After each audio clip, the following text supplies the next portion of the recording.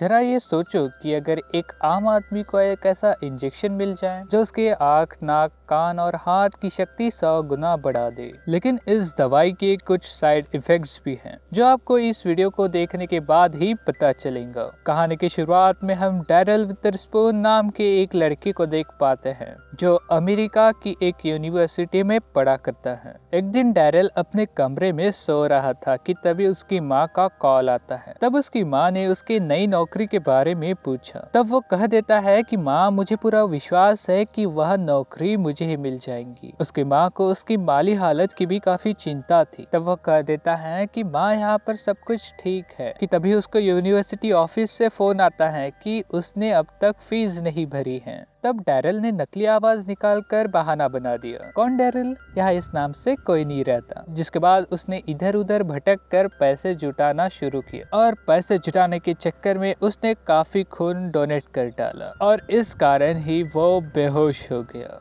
जिसके बाद उसने स्पर्म बैंक जाकर वहाँ पर भी काफी मेहनत की। जिसके बाद वो बालों के सैलून में बाल बेचने पहुंच गया। लेकिन तब वहाँ के ओनर ने उसे धक्के मार कर बाहर कर डाला। जिसके बाद रात में उसका रूममेट टीम आया जो कहता है कि मकान मालिक किराया मांग रहा था। जिसके बाद वो यूनिवर्सिटी के कैंटीन में भी काम कर रहा था। जिसके बाद उसका क्लास में का एक लड़का आता है जिसका नाम स्कॉट है, जो जाकर डैरल से कहता है कि तू कितनी भी मेहनत कर ले, वह नौकरी मुझे ही मिलेगी। और ऐसा इसलिए क्योंकि स्कॉट के पास उस नौकरी के लिए सारी जरूरी चीजें मौजूद हैं। कि तभी अचानक वहाँ जेनिस नाम की एक खूबसूरत लड़की वहाँ आती है और उसे देखते ही अपना डैरल उसे दिल दे बैठा। जिसके बाद डैरल की क्लास में एक टायसन नाम का आदमी आता है जो उसी कंपनी की तरफ से आया था, जिस कंपनी में उन दोनों को ही नौकरी चाहिए। टायसन कहता है कि अगर तुम्हें वह नौकरी चाहिए तो तुम्हें अच्छे मार्क्स होने चाहिए और तुम्हें कई सारी चीजें करनी पड़ेंगी, जैसे कि प्रोग्राम, पार्टीज और इवेंट्स में पार्टिसिपेट होना पड़ेगा और उस कैंडिडेट को खेल कूद में भी आगे होना चाहिए। इसके अलावा उन्हें कंपनी के बारे में भी जानकारी होनी चाहिए, क्योंकि हमारे कंपनी में सिर्फ एक ही वैकेंसी खाली है, इसलिए हम 5 फाइनलिस्ट में से सिर्फ एक को ही चुनेंगे। जिसके बाद प्रोफेसर ने क्लास शुरू की, जहाँ पर स्कॉट और डैरल के बीच एक बात पर बहस चढ़ गई। जिसके बाद डैरल आइस हॉकी कोच के पास पहुंचा, जो कहता है कि अगर तुम्हें वह नौकरी चाहिए तो तुम्हें इस खेल में हिस्सा लेना होगा। लेकिन डैरल ने आज तक इस खेल को कभी खेला ही नहीं था, इसलिए कोच ने उसे मना कर दिया। जिसके बाद उसने अपने रूममेट टीम से मदद मांगी, क्योंकि वह उस हॉकी टीम का कैप्टन था। जिसके बाद टीम की सिफारिश पर जब कोच ने डैरल को खेलने का मौका दिया, तब वो एक भी गोल को नहीं रोक पाया। और जब वो कॉलेज के ग्राउंड की सफाई कर रहा था, तब उसे एक इश्तिहार दिखाई दिया। जिसके बाद डैरल उस सेमिनार में जाता है, जहाँ पर वहाँ के एक औरत ने एक इंजेक्शन के बारे में बताया, जो कहती है कि इस इंजेक्शन के जरिए हम इंसान की इंद्रियों की ताकत को बढ़ा सकते हैं। लेकिन जब उसने इस दवाई के साइड इफेक्ट्स के बारे में बताया, तब एक एक कर वहाँ के सभी बच्चे उठकर चले गए और अब उस कमरे में एक डैरल ही था जो पड़ा सो रहा था और उसने पैसे कमाने के चक्कर में बिना कोई बात सुने उसे हाँ कर दी। जिसके बाद वो डॉक्टर थॉमस के ऑफिस में पहुंचा। एक एक करके उस दवाई के 6 इंजेक्शन लेने होंगे। डॉक्टर ने कहा कि शुरुआत में उसका संतुलन बिगड़ सकता है, इसलिए उसे बचकर रहना होगा। जिसके बाद डैरल एक पार्टी में हिस्सा लेने पहुंचा ताकि वो उस नौकरी के लिए तजुर्बा इकट्ठा कर सके। और वहाँ पर उसकी मुलाकात जेनिस से होती है, जो उसके साथ डेट के लिए मान जाती है। और वहाँ पर स्कॉट भी मौजूद था, जिसने उसकी जमकर बेइज्जती करके उस पार्टी से भगा दिया। घर लौटने के बाद डैरल ने उस दवाई का पहला डोज अपने पिछवाड़े पर ठोक दिया। अगली सुबह जब उनका प्रोफेसर सब लोगों का टेस्ट लेने लगा, तब उसी वक्त उस दवाई का डैरल पर असर होने लगा। उसके देखने और सुनने की ताकत इतनी ज्यादा बढ़ जाती है कि वह पेंसिल के लिखने तक की आवाज को सुन पा रहा था और इन सभी चीजों से उसे दिक्कत होने लगी और इन सभी के चलते वो अजीबोगरीब हरकतें करने लगा। और जब प्रोफेसर ने उसे रोकना चाहा, तब उसे मिर्गी का दौरा पड़ जाता है। जिसके बाद वो सीधा डॉक्टर थॉमस के पास इस शिकायत को लेकर पहुंचा। डॉक्टर ने उसे हौसला दिया कि दवाई ने अपना असर दिखाना शुरू कर दिया है और थोड़ी समय में वह दवाई उसके शरीर को अपना लेंगी और उसे प्रैक्टिस कर इस पावर को कंट्रोल करना होगा। कि असल के चलते डैरल ने अपने कान, नाक और आंखों पर चश्मा लगा लिया, लेकिन फिर भी कोई भी फायदा नहीं नहीं हुआ।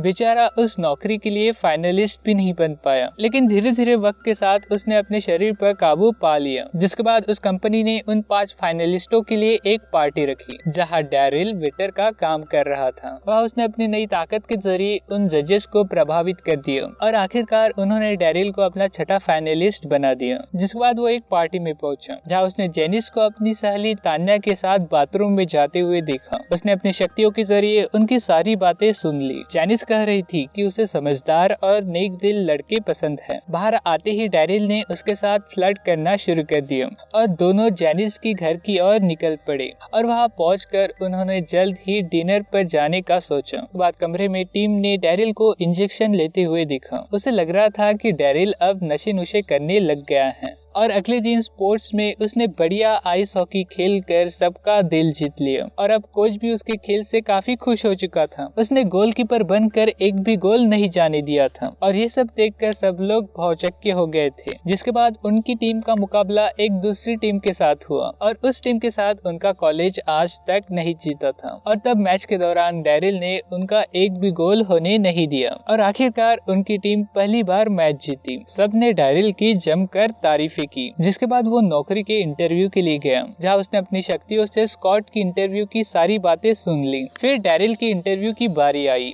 और तब उसने उन सभी सवालों के जवाब दे दिए जो स्कॉट को नहीं आते थे। टायसन ने बताया कि नतीजा 5 दिन बाद बताया जाएगा। जिसके बाद टायसन ने डैरिल को एक गेम का टिकट दिया और वो ये भी कहता है कि वहाँ पर कंपनी के बड़े लोग और क्लाइंट्स भी होंगे। उस रात डैरिल और जेनिस ने साथ में डिनर किया। उसने अपनी शक्तियों से पासे के एक कमरे में की कविता सुनकर जेनिस को चिपका दी और उससे इम्प्रेस होकर जेनिस ने उसे किस कर दिया। अगले दिन डैरिल जेनिस को अपने घर वालों से मिलवाने लेकर आया। कुछ अच्छा समय बिताने के बाद उसने अपनी माँ को कुछ पैसे दिए। जिसके बाद जब वो अपने रूम में आया तब फिर से टिम ने उसे इंजेक्शन लेते हुए देखा। जब टिम ने पूछा कि किस तरह के नशे कर रहा है तो तब डैरिल उसे सब कुछ सच बता देता है, लेकिन टिम को उसकी बातों पर विश्वास नहीं हुआ। खुद को सही साबित करने के लिए डैरिल ने फिर से एक इंजेक्शन लिया और अगले सुबह जब वो उठा तब उसका शरीर पूरी तरीके से सुन्न पड़ चुका था। डैरिल को जमीन पर बेसहारा पड़ा हुआ देख टिम ने नशा छुड़वाने वालों को फोन करना चाहा। जिसके बाद डैरिल फिर से डॉक्टर थॉमस के पास पहुंचा। डॉक्टर कहता है कि डबल डोज के कारण उसका शरीर पूरी तरीके से सुन्न पड़ चुका है और इस वजह से उसके 5 में से सिर्फ 4 ही इंद्रियां काम कर रही हैं और 5वीं बार बार बदलती रहती हैं और इससे बचने के लिए डैरिल को 3 दिन तक बिस्तर में ही पड़े रहना होगा ताकि वह ड्रग उसके शरीर में से खुद ही निकल जाए। लेकिन डैरिल को तो गेम में कल ही कंपनी वालों से मिलने जाना है। वह अगले दिन टायसन के साथ बैठा था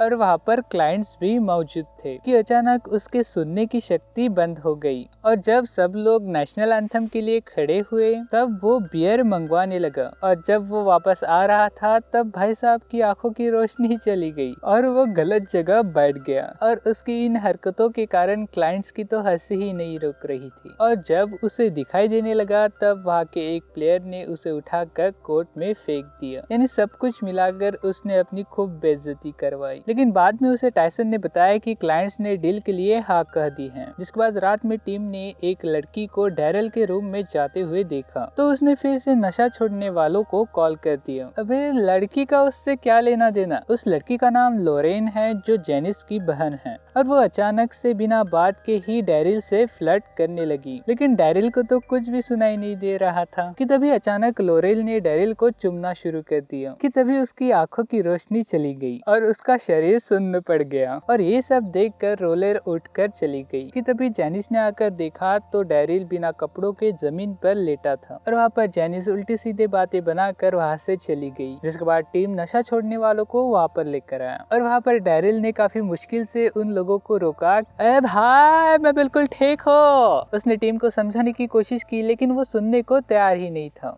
जिसके बाद वो एक पार्टी में गया जहाँ पर स्कॉट ने उसे एक ड्रिंक बना कर दिया और डैरिल बिना कोई परेशानी किए वह ड्रिंक पी भी गया लेकिन ये सब देखकर बाकी सब हैरान थे क्योंकि वह जूस करेली जितनी कड़वी थी। जिसके बाद स्कॉट ने उसे बैट से पीटना शुरू कर दिया, लेकिन इसका भी डैरिल पर कोई भी असर नहीं हुआ। और अब अगली सुबह उनका आइस हॉकी मैच था और बाकी सभी को डैरिल से काफी उम्मीदें थी कि वह हमें जिता देगा, लेकिन उसकी हालत इतनी बिगड़ गई कि वो हार गए। जिसके बाद वो सीधा जैनिस के घर पर जा पहुंचा ताकि वो अपने प्यार का इजहार कर सके, लेकिन तब उसकी आंखों की रोशनी फिर से चली जाती है और तब उसने वहाँ खड़े उसके बाप को ही जैनिस समझ लिया। और जब उसकी आंखों की रोशनी लौटी तब जैनिस ने उसे बाहर ले जाकर उसकी जमकर बेइज्जती की क्योंकि वो कब से एक अच्छा इंसान होने का नाटक कर रहा था। डैरिल ने उसे भरोसा दिलाया कि जल्द ही सब कुछ ठीक हो जाएगा, लेकिन जैनिस को उस पर यकीन नहीं था। जिसके बाद वो पब में टीम से मदद मांगने पहुंच गया ताकि वो अगले इंटरव्यू के लिए डैरिल को पढ़ाए। स्कॉट के बाप ने तो स्कॉट को पढ़ाने के लिए बड़े बड़े प्रोफेसर्स को हायर कर लिया। डैरिल ने अपनी पढ़ाई जारी रखी, लेकिन उसकी हालत बिगड़ती जा रही और आखिरकार इंटरव्यू का दिन आ ही गया। और जैसे ही वो अपनी गाड़ी से निकला और उसे अचानक से दिखना बंद हो गया और इसी चक्कर में एक भिखारी ने उसे साइड में ले जाकर काफी पीटा और उसके सारे कपड़े चुरा लिए और वो किसी तरह नंगा पुंगा ही एक ड्रेस की दुकान में जा पहुंचा और उसने वहां से नए कपड़े खरीदे। और जब वो ऑफिस में पहुंचा तब उसकी आंखों की रोशनी वापस आ गई और तब डैरिल ने देखा कि उसके कपड़े ऑफिस के लिए कम और बैंड पार्टी के ज्यादा लग रहे हैं कि तभी अचानक उसकी जीभ सुन पड़ जाती है और वो पैंट को भी गीला कर देता है। पेशाब का रंग देखकर वो समझ गया कि दवाई अब उसके शरीर से निकल चुकी है और आखिरकार वो कंपटीशन तक पहुंच जाता है और वो वहाँ पर बहाना बना देता है कि उसे बाकी कपड़ों से एलर्जी है और इसलिए वो ऐसे कपड़े पहनकर यहाँ पर आया है। जिसके बाद कंपटीशन शुरू होता है और आखिर में सिर्फ स्कॉट और डैरिल ही बचे थे और उन दोनों में डिबेट काफी लंबी चलती है